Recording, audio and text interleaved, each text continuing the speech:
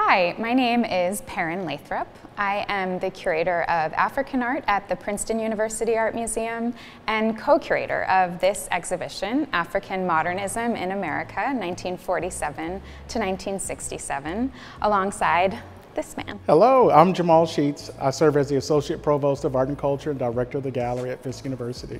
This show at the Phillips Collection is one that we have been working on for a very long time, over 5 years. So we're really thrilled to see it here at the Phillips. It is a show that is about the impact of cultural diplomacy on artists from Africa in the post-World War II period. There were opportunities created in this era for artists from Africa and also artists from the United States to come together and share the same space, share ideas, share their art, and also share their experiences.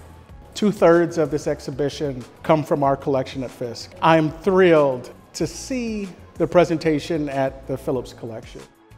These opening galleries of the exhibition, African Modernism in America, focus on the institutions in the United States that supported the visibility of African artists in the US in the 1950s and 60s.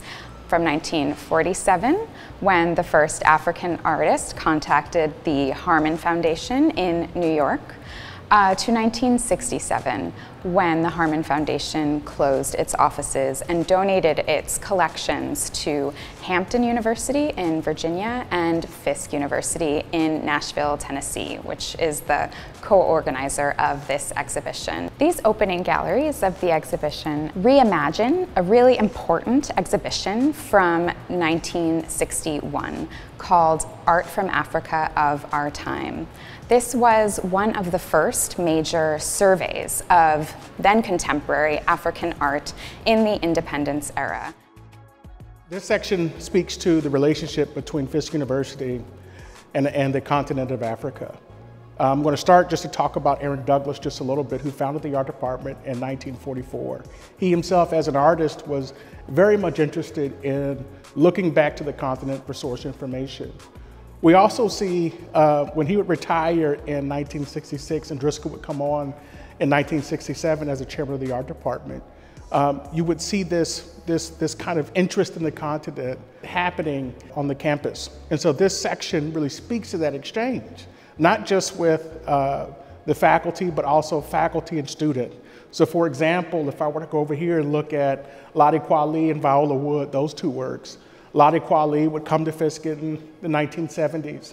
She would inspire the then student, Viola Wood, who would also join the faculty. You would see artists like Lamidi Faikei, who Driscoll would then bring to Fisk, also in the 1970s, but then you would see him inspire a group of students.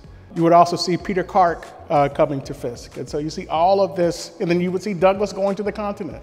And you would see Driscoll going to the continent. And then you could look at the works in the exhibition and see the influence of that exchange, both from the perspective of Peter Clark, who's on the continent, to looking at David Driscoll and his work.